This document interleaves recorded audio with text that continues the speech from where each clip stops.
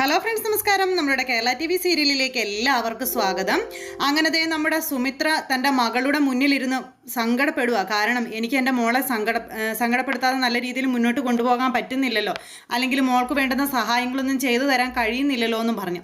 അപ്പോൾ മകൾ അമ്മയെ സമാധാനിപ്പിക്കുന്നു. അമ്മ അതൊന്നും ഓർത്ത് വിഷമിക്കേണ്ട, നമ്മുടെ നല്ല നാളുകൾ വരാനിരിക്കുന്നതേ ഉള്ളൂ. അമ്മ എന്താ ഇങ്ങനെയൊക്കെ സങ്കടപ്പെടുന്നത്, അങ്ങനെയൊന്നും സങ്കടപ്പെടരുതെന്നും പറഞ്ഞു. അപ്പോൾ അങ്ങനെ ഇവർ തമ്മിൽ ആ ഒരു സംസാരം എല്ലാം കഴിഞ്ഞ് പിന്നീടാണെന്നുണ്ടെങ്കിൽ രഞ്ജിത ചെന്ന് ഭർത്താവിനോട് എവിടെ അനിരുദ്ധ എന്ന് ചോദിച്ചു. അനിരുദ്ധോ? ഏതനിരുദ്ധ? നിങ്ങൾ എന്ത് വർത്തമാനമായി മനുഷ്യ എന്നൊക്കെ ചോദിച്ചു. അപ്പോൾ ഈ കൂർക്കം വലിച്ച് കിടന്ന് ഉറങ്ങിയതിൻ്റെ ആ ഒരു ഹാങ് ഓവറിൽ നിൽക്കുന്ന അരവിന്ദനോട് ഇങ്ങനെ ചെന്ന് ചോദിച്ചു കഴിഞ്ഞിട്ടുണ്ടെങ്കിൽ ഇതിലപ്പുറം വേറെ മറുപടി ഒന്നും കിട്ടാനില്ലല്ലോ. ഏത് അനിരുദ്ധാണെന്ന് ചോദിച്ചു.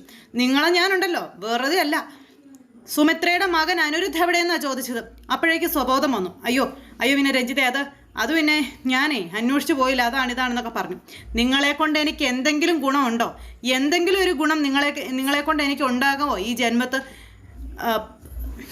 വെറുതെ പാഴ്ത്തടിയായിട്ട് തിന്നു മുടിക്കാനായിട്ട് കഴിയുന്നു. നിങ്ങളെപ്പോലെ ഒരു അവലക്ഷണം പിടിച്ച സാധനം എന്തിനാ ഇങ്ങനെ ഈ കുടുംബത്ത് കഴിയുന്നതെന്നൊക്കെ ചോദിച്ചുകൊണ്ട് ഭയങ്കരമായിട്ട് ഇങ്ങനെ ഷൗട്ട് ചെയ്യുവാണേ. അപ്പോൾ അരവിന്ദനെ ശരിക്കും താത്തിക്കെട്ടി സംസാരിക്കുക. ആ സമയത്താണ് അങ്ങോട്ടേക്ക് നമ്മുടെ മകൻ കയറി വരുന്നത്. അപ്പോൾ മകൻ മാന്യമായിട്ട് സുമിത്രയെയും മകളെയും ഒക്കെ ചെന്ന് ബർത്ത്ഡേ ആഘോഷിക്കാനായിട്ട് വിളിച്ചിട്ട് കയറി വരുന്ന വരവാണ്. അപ്പോൾ മകനെ കണ്ടു കഴിഞ്ഞപ്പോൾ നീ എവിടെയായിരുന്നടാ ഇത്രയും നേരം എന്ന് ചോദിച്ചു അമ്മ. ഞാൻ പിന്നെ എൻ്റെ ബർത്ത്ഡേക്ക് എല്ലാവരും ഒന്ന് ക്ഷണിക്കാൻ പോയതാണെന്ന് പറഞ്ഞു. ക്ഷണിക്കാൻ പോകുക എന്ന് പറഞ്ഞാൽ നീ ആരെ ക്ഷണിക്കാനാണ് പോയത്?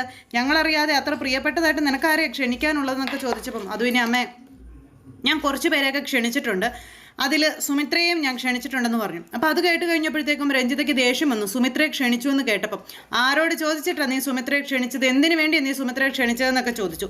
അത് പിന്നെ അമ്മ ഞാൻ സുമിത്രയെ ക്ഷണിച്ചത് അതിൻ്റേതായ കാരണം ഉള്ളത് കൊണ്ടാണ് എന്നിങ്ങനെ പറഞ്ഞപ്പോൾ എന്ത് കാരണമാണ് നിനക്ക് പറയാനുള്ളത്? അവളിവിടെ വന്നാൽ മാത്രമേ പൂജ ഇവിടെ വരികയുള്ളൂ. പൂജ ഇവിടെ വന്നാൽ മാത്രമേ ഞാൻ ഉദ്ദേശിക്കുന്ന കാര്യങ്ങൾ നടക്കുകയുള്ളൂ. ഞാൻ ഉദ്ദേശിക്കുന്ന കാര്യങ്ങൾ നടക്കണമെന്നുണ്ടെങ്കിൽ അവളോടൊപ്പം സുമിത്രയും ഇവിടെ വരണം. സുമിത്ര വരാത്തിടത്തോളം പൂജയും ഇങ്ങോട്ടേക്ക് വരില്ല. അപ്പോൾ പിന്നെ സുമിത്ര ഇവിടെ വന്നാലല്ലേ പൂജയെ നമുക്ക് നമ്മുടെ കൈകളിൽ കിട്ടുകയുള്ളൂ. അതുവഴി സുമിത്രയ്ക്കിട്ടുള്ള പണിയൊക്കെ ഞാൻ പ്ലാൻ ചെയ്തിട്ടുണ്ടെന്ന് പറഞ്ഞപ്പോഴത്തേക്കും രഞ്ജിതയുടെ ഭാവമൊക്കെ അങ്ങ് മാറി.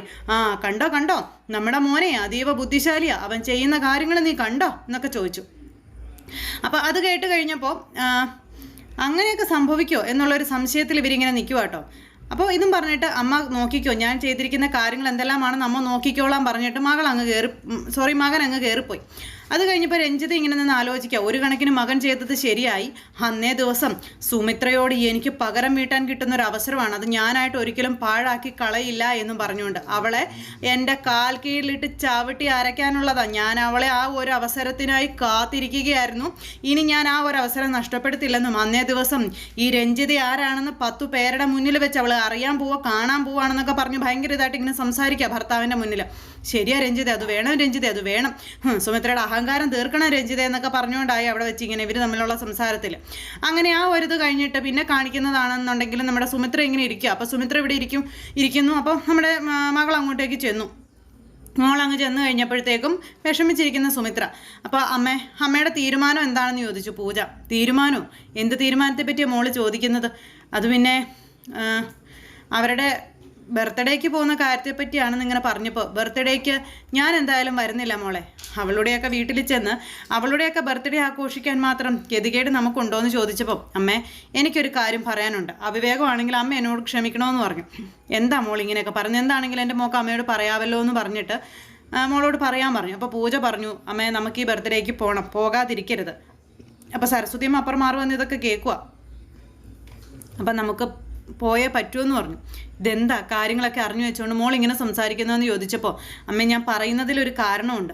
ഈ ഒരു ബർത്ത്ഡേ ഫംഗ്ഷന് രഞ്ജിതാൻ്റിയുടെ സുഹൃത്തുക്കളും രഞ്ജിതാൻ്റിക്ക് പരിചയമുള്ളവരും എല്ലാവരും വരും. ആ ഒരു ബർത്ത്ഡേ സെലിബ്രേഷന് രഞ്ജിതാൻ്റിയുടെ പ്രിയപ്പെട്ടവർ ആരൊക്കെയാണെന്നും അല്ലെങ്കിൽ രഞ്ജിതാൻ്റി ആരൊക്കെയായിട്ടാണ് ബന്ധം പുലർത്തുന്നതെന്നും നമുക്ക് കണ്ടുപിടിക്കാനായിട്ട് കഴിയും. ആ ഒരു പോക്ക് കൊണ്ട് നമുക്ക് ഒരുപാട് ഗുണങ്ങളും നേട്ടങ്ങളും ഉണ്ടമ്മേ. നമ്മളായിട്ട് ആ ഒരു ഗുണം ഇല്ലാണ്ടാക്കണോ? അമ്മയൊന്ന് ആലോചിച്ച് നോക്കിക്കേന്ന് പറഞ്ഞു. അപ്പോൾ പൂജ ഇത് പറയുന്നത് കേട്ട് കഴിയുമ്പോൾ ശരിയാണല്ലോ, അങ്ങനെ ഒരു കാര്യം ഉണ്ടല്ലോ. അപ്പോൾ അങ്ങനെ അത് സുമിത്രയും സമ്മതിച്ചു പോകാമെന്ന്. അപ്പോൾ രഞ്ജിതയുടെ അടിവേര് തോണ്ടാനുള്ള ബുദ്ധിയുമായിട്ടാണ് സുമിത്രയും അതുപോലെ നമ്മുടെ പൂജയും കൂടെ പോകാനായിട്ട് ഉറച്ചിരിക്കുന്നത്. ഈ സമയത്ത് അവിടെ അവർ വളരെ ഹാപ്പിയായി പിന്നെ സരസ്വതി അമ്മയ്ക്കും പോകണം എന്നുള്ള ആക്രാന്തം മൂത്തിരിക്കായിരുന്നല്ലോ. സരസ്വതി അമ്മ ഇങ്ങനെ എന്നിട്ട് സുമിത്രയോട് പോകുന്ന കാര്യങ്ങൾ പറഞ്ഞു നിൽക്കുന്നു. ഈ സമയം സുമിത്രയാണെന്നുണ്ടെങ്കിൽ ഫോൺ എടുത്ത് ശീതളിനെ വിളിച്ചുകൊണ്ടിരിക്കാം. അപ്പം ശീതൾ വന്ന കാര്യങ്ങളൊക്കെ സരസ്വതി അമ്മ പറഞ്ഞ് അറിയാവുന്നതുകൊണ്ട് തന്നെ വേഗം വിളിച്ചു. പക്ഷെ കിട്ടുന്നില്ല, ഫോൺ എടുക്കുന്നില്ല. ഫോൺ സ്വിച്ച് ഓഫ് മറ്റു ഔട്ട് ഓഫ് റേഞ്ചൊക്കെയാണ് പറയുന്നത്. ആ നേരത്തേക്ക് സുമിത്രയ്ക്ക് ടെൻഷനായി, ഇതെൻ്റെ മോൾക്ക് എന്ത് പറ്റി എന്നുള്ളത്. മോള് വിളിച്ചിട്ട് എടുക്കുന്നില്ലല്ലോ. അപ്പോഴേക്കും സരസ്വതി അമ്മ ഇങ്ങനെ കഥ പറയാനായിട്ട് വന്ന് നിൽക്കുക. അപ്പോൾ സരസ്വതി അമ്മയോട് സുമിത്ര പറഞ്ഞു, ഒന്ന് മിണ്ടാതിരിക്കാവോ, ഞാൻ ശീതളിനെ വിളിച്ചിട്ട് കിട്ടണില്ലാന്ന്. അവൾ വന്നപ്പോൾ പറഞ്ഞായിരുന്നു അവിടുത്തെ പ്രശ്നങ്ങളൊക്കെ. എന്തു പറഞ്ഞു? എന്താ എൻ്റെ മോള് പറഞ്ഞത്? എൻ്റെ സുമിത്ര, നിനക്കറിയാവല്ലോ, പിന്നെ നീ എന്തിനാ അത് എന്നോട് മറച്ചു പിടിക്കുന്നത്, അല്ലെങ്കിൽ നീ എന്നോട് ഇങ്ങനെയൊക്കെ ചോദിക്കുന്നത്? അവിടെ സച്ചിൻ അവളോട് വളരെ മോശമായിട്ടാണ് പെരുമാറുന്നതെന്നൊക്കെയുള്ള കാര്യങ്ങൾ അവൾ എന്നോട് പറഞ്ഞിരുന്നു എന്ന് പറഞ്ഞു. അത് കേട്ടപ്പോൾ സുമിത്രയ്ക്ക് ടെൻഷൻ കൂടി.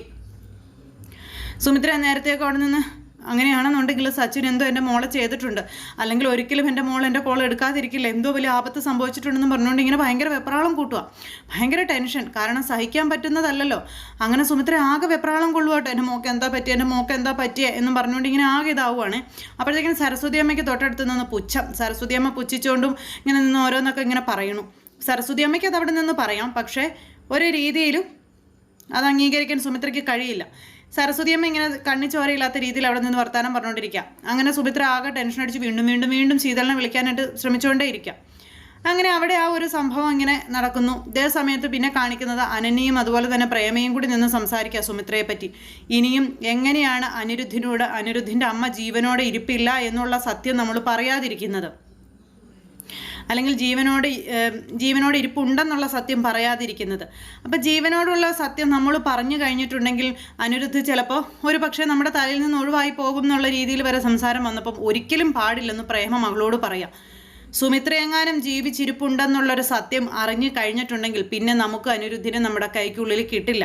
അവൻ ഒരിക്കലും പിന്നെ ഇങ്ങോട്ട് വരില്ല എന്ന് മാത്രമല്ല, പിന്നീട് അവൻ സുമിത്രയ്ക്കൊപ്പമാകും താമസവും. അങ്ങനെയൊക്കെ വന്നു കഴിയുമ്പോൾ പിന്നെ നമ്മൾ ഉദ്ദേശിക്കുന്ന കാര്യങ്ങളൊന്നും നടക്കില്ല, ഡിവോഴ്സ് ഒന്നും നടക്കില്ല തുടങ്ങിയ കാര്യങ്ങളൊക്കെ പറയാം. അങ്ങനെ അമ്മയും മോളും കൂടി അവിടെ നിന്ന് സംസാരിക്കുന്ന കാര്യം നമ്മുടെ അനിരുദ്ധ് വന്ന് നിന്ന് കേൾക്കുക കേട്ടോ. അനിരുദ്ധ് കേട്ടു തൻ്റെ അമ്മ ജീവനോടെ ഇരിപ്പുണ്ടെന്നുള്ള ആ ഒരു വലിയ സത്യം. അത് കേട്ടപ്പോഴത്തേക്ക് നമ്മുടെ അനിരുദ്ധ് നടുങ്ങിപ്പോയി. അനിരുദ്ധ് കണ്ടത് പ്രേമ കണ്ടപ്പോൾ പ്രേമ അങ്ങോട്ട് ആ ഭൂമി പിളർന്ന് പാതാളത്തിലേക്ക് പോയാൽ മതി എന്നുള്ളൊരവസ്ഥയിലേക്ക് പ്രേമ ഇങ്ങനെ നിൽക്കാം. എന്തായാലും ആർക്കും ആരെയും അധികകാലം ചതിക്കാനോ അല്ലെങ്കിൽ വഞ്ചിക്കാനോ കഴിയില്ല എന്നുള്ളതിൻ്റെ ഒരു ഉത്തമ ഉദാഹരണമായിട്ട് ഇപ്പോൾ അടുത്ത തെളിവ് സഹിതം നമ്മുടെ അനിരുദ്ധിൻ്റെ ചെവിയിലേക്ക് ആ സത്യം എത്തിയിരിക്കുന്നു. ആരാണോ ചതിക്കാൻ ശ്രമിച്ചത് അവരുടെ നാവിൽ നിന്ന് തന്നെ. അപ്പോൾ ദൈവനിശ്ചയം എന്നൊക്കെ പറയുന്നത് അതേ രീതിയിൽ തന്നെ മുന്നോട്ട് പോകുന്ന കാര്യങ്ങളാണ്. അപ്പോൾ ഇങ്ങനെയൊക്കെയുള്ളൊരു സൂപ്പർ ഹിറ്റ് കഥയും അടിപൊളി വിശേഷങ്ങളൊക്കെ ആയിട്ട് നമ്മുടെ നാളത്തെ കഥ വരുന്നുണ്ട്. ആരും തന്നെ മിസ് ചെയ്ത് കളയരുത്, എല്ലാവരും കാത്തിരുന്ന് കണ്ടോളണം. അപ്പോൾ എല്ലാവർക്കും നല്ലൊരു ദിവസം ആശംസിക്കുന്നു. എല്ലാവരുടെ സപ്പോർട്ടിനും സ്നേഹത്തിനും ഒത്തിരി നന്ദി ഹൃദയത്തിൻ്റെ ഭാഷയിൽ അറിയിക്കുവാണ്. അടുത്ത സൂപ്പർ ഹിറ്റ് കഥയുമായി കാണുന്നത് വരെ എല്ലാവർക്കും നന്ദി. അപ്പോൾ ഒരിക്കൽ കൂടി എല്ലാവരോടും ഹൃദയത്തിൻ്റെ ഭാഷയിൽ നന്ദി അറിയിച്ചുകൊണ്ട് നിർത്തുന്നു. Thank you. Good night. Take care.